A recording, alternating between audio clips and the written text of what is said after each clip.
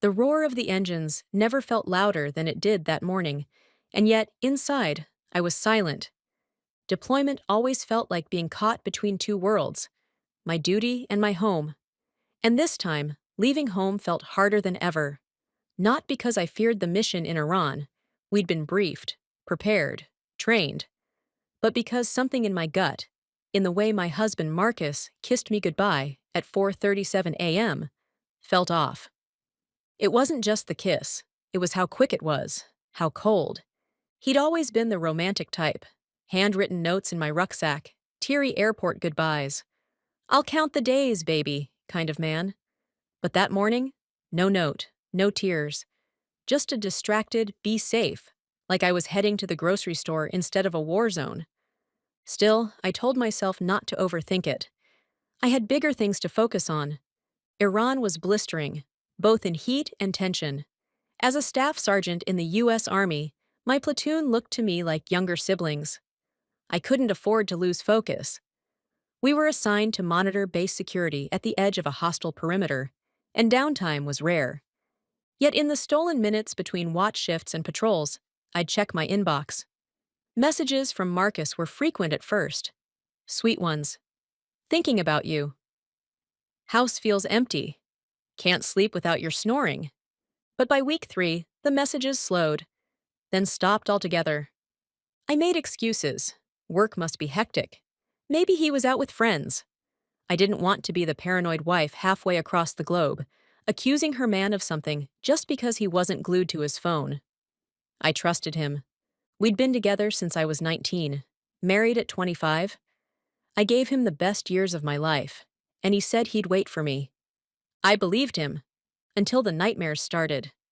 Not of bombs or bullets, but of coming home to an empty house, of walking into our kitchen and hearing laughter, her laughter, of finding my bed warm, but with someone else lying in it. They felt so vivid, these dreams, more like premonitions. Then, one night, while I sat with a group of other female soldiers under the weak hum of fluorescent light, Olivia, a friend from back home, sent me a message. Hey, I didn't want to say anything, but I think you need to know. I saw Marcus. With another woman. They were holding hands at that Italian place near downtown. I'm sorry. My mouth went dry. I stared at her words like they were written in blood. Please call me when you can. I excused myself, walked outside the comms tent, and stared at the endless stretch of desert in front of me. Could it be true? Could he be capable of something so vile?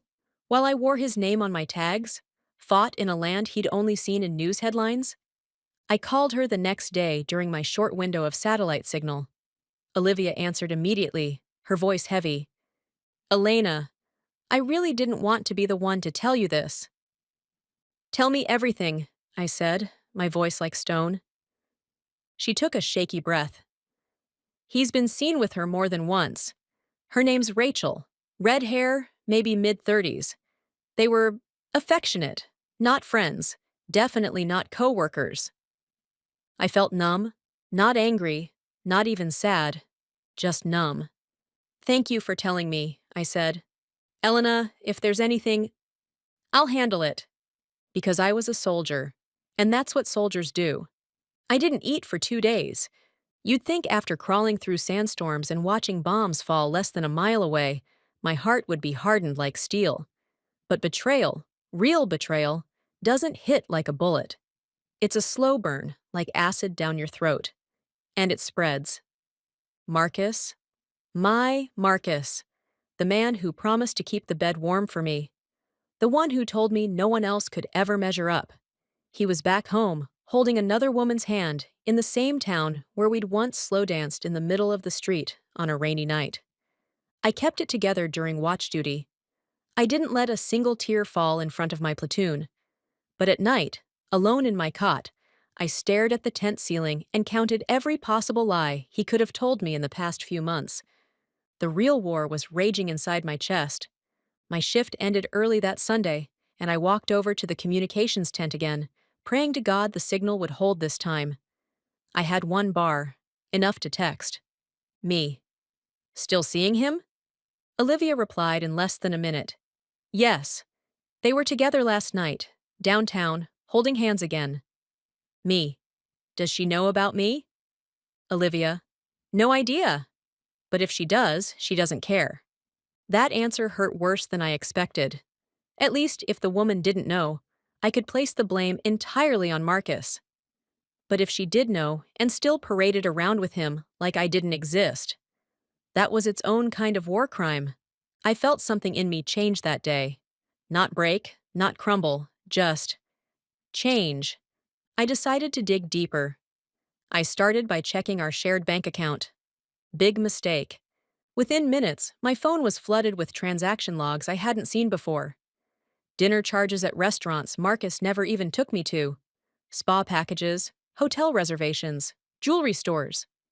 Over $9,000 was gone since I left. My fists clenched. I breathed through my nose. That money was partially mine. Deployment pay I'd asked him to transfer for savings, car maintenance, and a home renovation I'd planned when I returned. Instead, he'd spent it entertaining a stranger while I slept in the desert. I downloaded everything. I made folders, screenshots, digital timestamps. I didn't scream. I didn't call him crying. I did what the Army taught me best. I gathered intel. My commanding officer noticed my tension later that week and asked if everything was all right. Just got some things to handle at home, sir. He gave me a knowing nod. You'll handle them. You always do. And I would.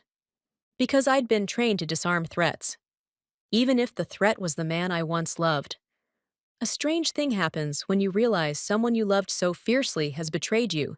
You start seeing them less as a person and more as a puzzle. You want to understand every piece, every move, every lie. But I wasn't coming back to ask questions. I was coming back with answers. 3 weeks after confirming everything, I filed for early repatriation on compassionate grounds. It was granted. My CO knew something was eating me alive, and truthfully, I think he was relieved I'd finally asked for leave. I didn't tell Marcus I was coming home. No, flight lands at 6. No, can't wait to see you. Just silence. I wanted to see the truth with my own eyes. I arrived at Dulles International in jeans, boots, and a thick hoodie. No uniform. No one needed to know I was a soldier just yet. I called a cab and sat quietly in the back as the landscape shifted from airport chaos to suburban serenity. I knew the route to my house by heart. Every corner, every crack in the pavement. The closer we got, the heavier my chest became. And then, there it was. Our house. Beige siding, blue shutters, flower beds I had planted myself the spring before deployment. But what caught my eye wasn't the familiar. It was the foreign. A red Toyota Camry parked in the driveway. She was here. I asked the driver to kill the engine half a block away. Paid him cash. Walked the rest. The porch light was on, though it was barely 6 p.m. The blinds in the living room were cracked open just enough. I crept up and peeked through. There they were. Marcus on the couch in a gray t-shirt. My t-shirt. The one he used to steal after showers. Rachel sat next to him, curled up like she owned the place. They were laughing, sharing popcorn. I felt like I was watching a play. Only this stage had been mine. I didn't knock. I didn't slam the door open. I used my key. The second the door creaked, the laughter died. Marcus stood, his eyes wide. Elena?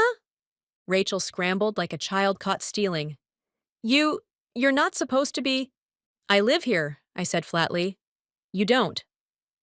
Marcus blinked, as if trying to make sense of a dream.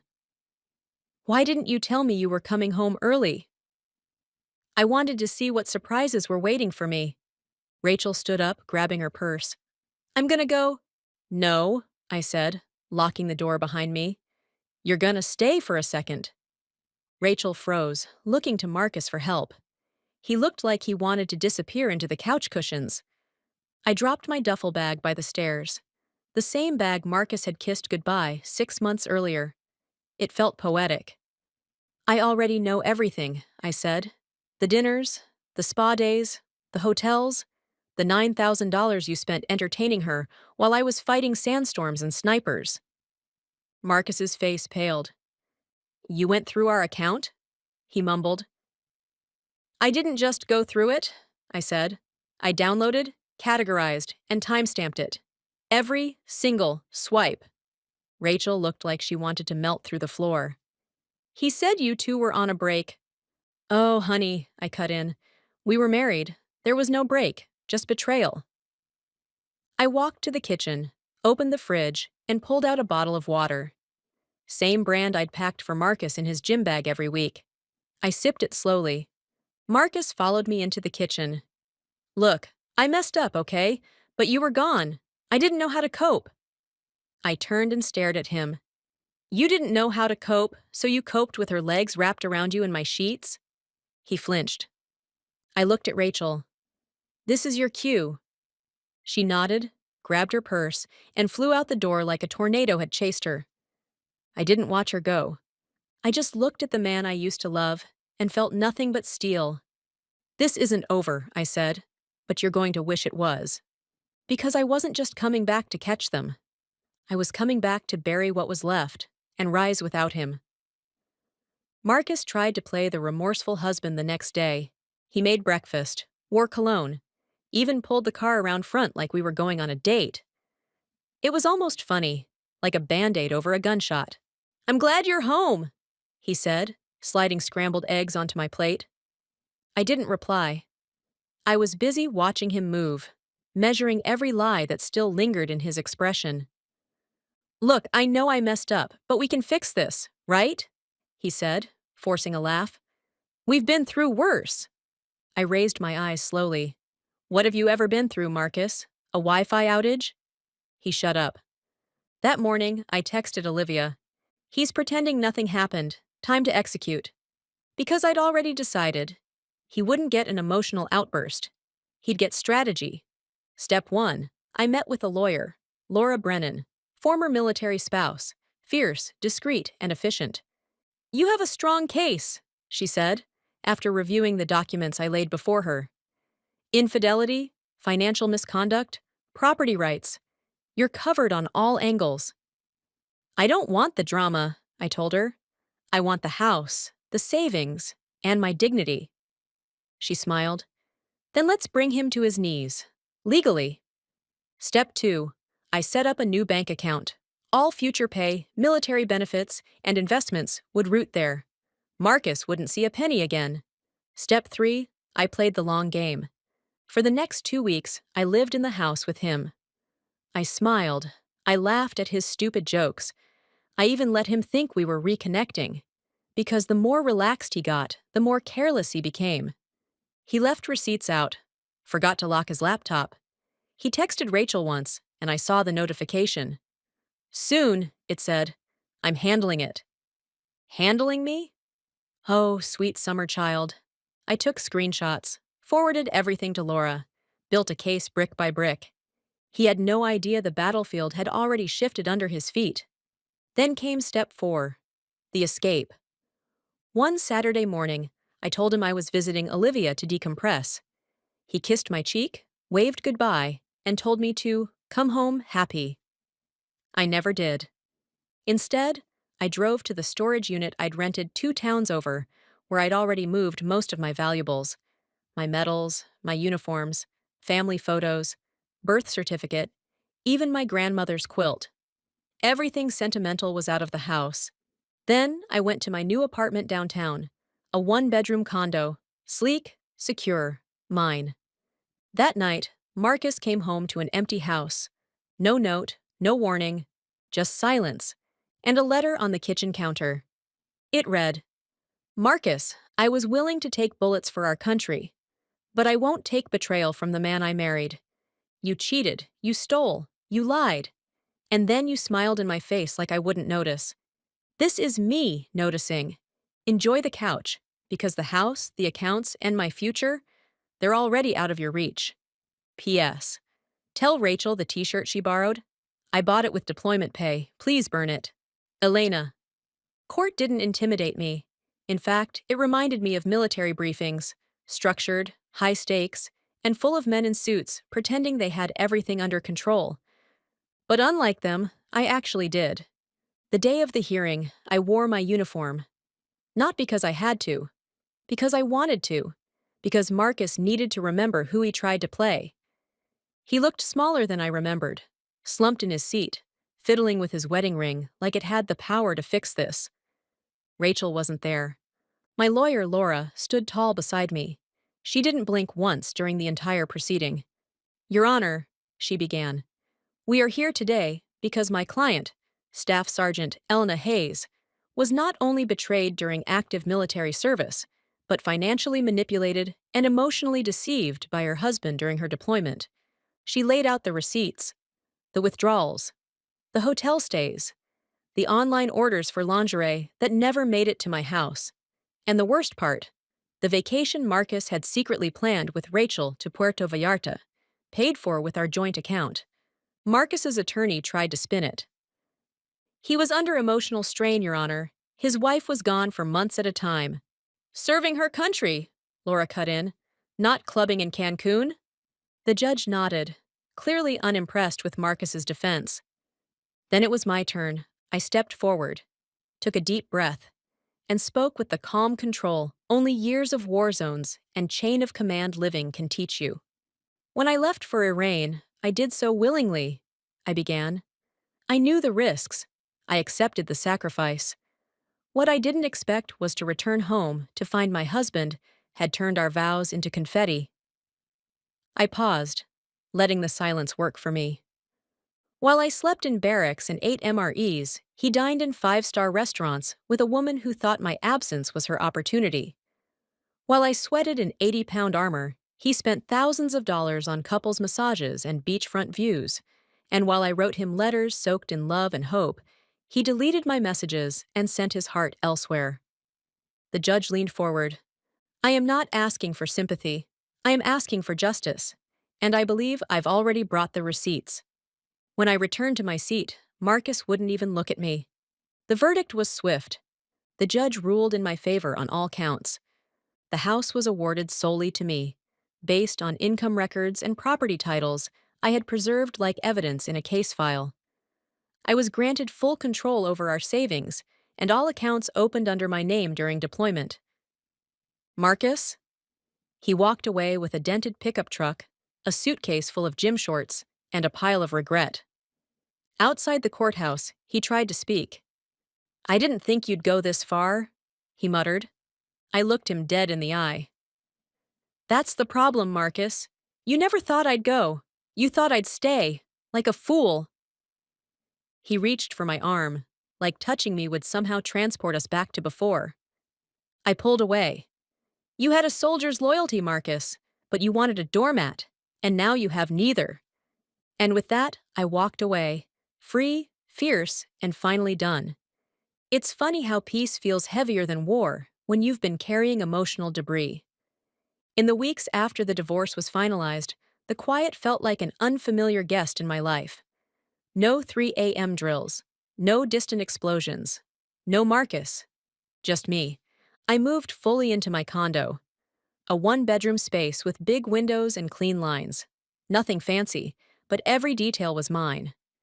I painted the walls a shade of deep navy. It reminded me of my dress blues, of structure, of resilience. There were nights I still reached for my phone, instinctively expecting a message from Marcus.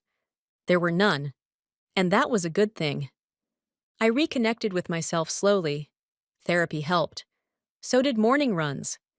Even the little things, like choosing my own groceries again or dancing barefoot in the kitchen, became rituals of freedom. The VA clinic downtown offered me a civilian job reviewing mental fitness reports. Good pay, flexible hours. I took it. Life wasn't about surviving anymore, it was about building. But the past has a way of tapping your shoulder just when you think it's behind you.